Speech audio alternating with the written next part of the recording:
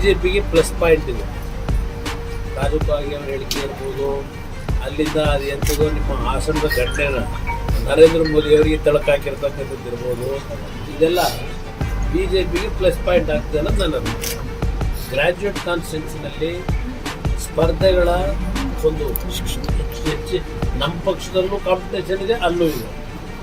ನಾವು ಚುನಾವಣೆ ನಿಲ್ಲಬೇಕು ಅಂತ ಹೇಳಿ ಇದು ಅಂತಿಮವಾಗಿ ನನ್ನ 3-4 ದಿನಗಳ 7ನೇ ತಾರೀಕಿನ ನಂತರ ಕೂತು ತೀರ್ಮಾನ ಮಾಡಿ. This video is sponsored by Mahalakshmi Jewelers, Manu Multi Speciality Hospital, KBN University, Shaheen Group of Institutions, Surat Khazana, Al Sharia Group of Institutions, Curl.fit, Big Neuropsychiatry Hospital, and by Alini Public School. 3 ದಿನಗಳ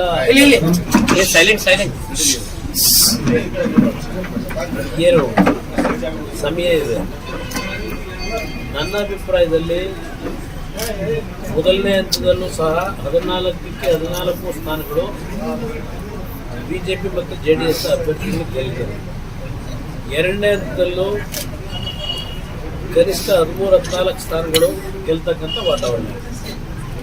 ಕಾಂಗ್ರೆಸ್ ನಾಯಕರುಗಳು ಏನೇ ಅಪಪ್ರಚಾರಗಳು ಮಾಡ್ತಕ್ಕಂಥದ್ದು ಏನೇ ಮಾಡಲಿ, ನರೇಂದ್ರ ಮೋದಿಯವರ ವಿರುದ್ಧ ಪ್ರತಿದಿನ ಎಷ್ಟೇ ವಾಗ್ದಾಳಿ ಮಾಡಿದ್ರು ಅದಿನ್ನೂ ಮತಗಳು ಹೆಚ್ಚಾಗ್ತಕ್ಕಂಥ ವಾತಾವರಣ. ಅದರಿಂದ ಈ ಚುನಾವಣೆ ಇವತ್ತು ದೇಶಕ್ಕೆ ನರೇಂದ್ರ ಮೋದಿಯವರ ಒಂದು ಅನಿವಾರ್ಯತೆ ಏನಿದೆ, ನಾಯಕತ್ವದ ಅನಿವಾರ್ಯತೆ, ದೇಶದ ಭದ್ರತೆ ಇರ್ಬೋದು, ದೇಶದ ಆರ್ಥಿಕ ಪರಿಸ್ಥಿತಿಗಳು ಸುಧಾರಣೆ ಮಾಡ್ತಕ್ಕಂಥದ್ದು ಇರ್ಬೋದು, ಅವರು ಅನಿವಾರ್ಯ ಅಂತಕ್ಕಂಥದ್ದು ಜನಸಾಮಾನ್ಯರಲ್ಲಿ ಭಾವನೆಗಳು. ಇದು ಒಂದು ಭಾಷೆ. ಜೊತೆಗೆ ಕಾಂಗ್ರೆಸ್ ನಾಯಕರುಗಳಿಗೆ ಅವರ ಅಭಿವೃದ್ಧಿಗಳು 11 ತಿಂಗಳಲ್ಲಿ ಏನು ಮಾಡಿದ್ದೇವೆ ಅಂತಕ್ಕಂಥದ್ದನ್ನು ಹೇಳ್ತಕ್ಕಂಥ ವಿಷಯಗಳಿಲ್ಲ.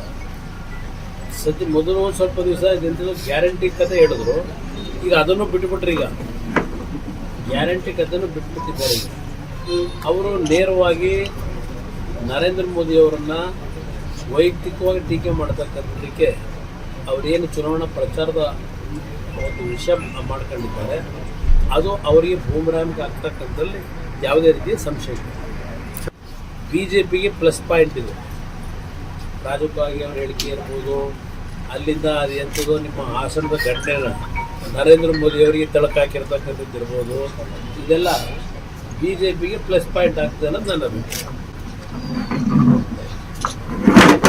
ಕುಮಾರಸ್ವಾಮಿ ಹತ್ರ ಮಾತಾಡ್ತಾರೆ. ಇದರಿಂದ ಈ ವಿಷಯವನ್ನು ಇಟ್ಟುಕೊಂಡು ಒಕ್ಕಲಿಗರ ನಾಯಕತ್ವ ಪಡೆಯೋದಿದೆಯಲ್ಲ, ಅದೆಲ್ಲ ಭ್ರಮೆ. ಈ ವಿಷಯಗಳನ್ನು ಇಟ್ಟುಕೊಂಡು ಯಾವುದೇ ಕಾರಣಕ್ಕೂ ಒಕ್ಕಲಿಗರ ನಾಯಕತ್ವ ಆಗಲಿ, ನಾಯಕತ್ವದ ಹಿನ್ನೆಲೆನೇ ಇಲ್ಲ ಅವರಿಗೆ, ಆ ಸಂಸ್ಕೃತಿಗೆ ಬಂದವರೇ ಅಲ್ಲ. ಅದರಿಂದ ನಾನೀಗ ಹೆಚ್ಚಿಗೆ ಮಾತಾಡೋದಿಲ್ಲ. ನಿನ್ನೆ ದಿನ ನಾನು ರಾಯಚೂರಿನಲ್ಲಿ ನೇರವಾಗಿ ಎಲ್ಲ ವಿಷಯ ಪ್ರಸ್ತಾಪ ಮಾಡಿದ್ದೀನಿ. ಇಲ್ಲಿ ಪ್ರಶ್ನೆ, ಇವತ್ತು ಯಾವುದೋ ಒಂದು ಹೇಳಿಕೆ ನೋಡಿದೆ, ಯಾವುದೋ ಒಂದು ಹೆಣ್ಣುಮಗಳ ಕೈನಲ್ಲಿ ಹೇಳಿಕೆ ಕೊಡಿಸಿದ್ದಾರೆ ಅಂತ ಇದೆ. 2021 ಹೇಳಿದ್ದಾರೆ. 2021 ಹೇಳಿಕೆನ ಜಡ್ಜ್ ಮುಂದೆ ಕರ್ಕೊಂಡೋಗಿ ಹೇಳಿಸಿದ್ದೇವೆ, ಮತ್ತೆ ನಮ್ಮ ಮೇಲೆ ಯಾವುದೇ ರೀತಿ ಅನುಮಾನ ಬರಬಾರ್ದು ಅಂತೇಳಿ ಗೃಹ ಸಚಿವರು ಹೇಳಿದ್ದಾರೆ. ಜಡ್ಜ್ ಮುಂದೆ ರಹಸ್ಯವಾಗಿ ಕರ್ಕೊಂಡು ಹೋಗಿ ಹೆಣ್ಣುಮಗಳ ಕೈನಲ್ಲಿ ಹೇಳಿಕೆ ಕೊಡಿಸಿರೋದನ್ನು ಮಾಧ್ಯಮಗಳಿಗೆ ವಿಷಯ ಬಿಟ್ಟಿರೋರು ಯಾರು?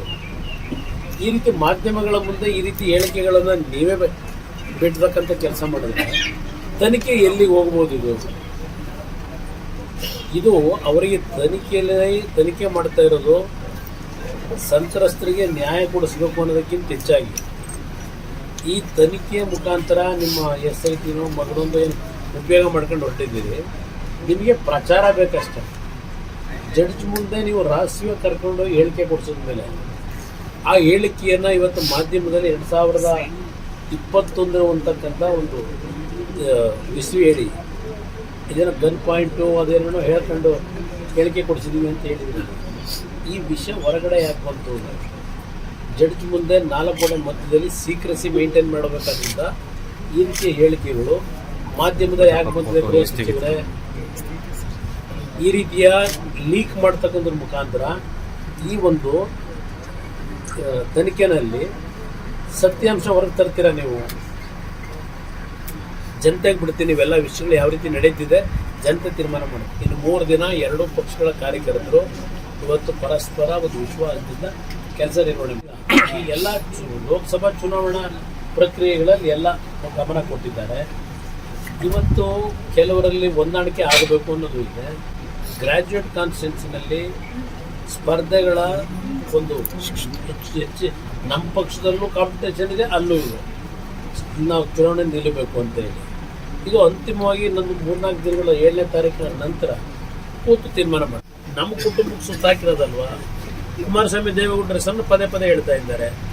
ಅದಕ್ಕೆ ನಾನು ಉತ್ತರ ಕೊಡಬೇಕು, ಕೊಟ್ಟೆ. This video is sponsored by Mahalakshmi Jewelers, Manu Multi Speciality Hospital, KBN University, Shahin Group of Institutions, Surat Khazana, Al-Sharia Group of Institutions, Curl.fit, Big Neuropsychiatry Hospital, and by Alimi Public School.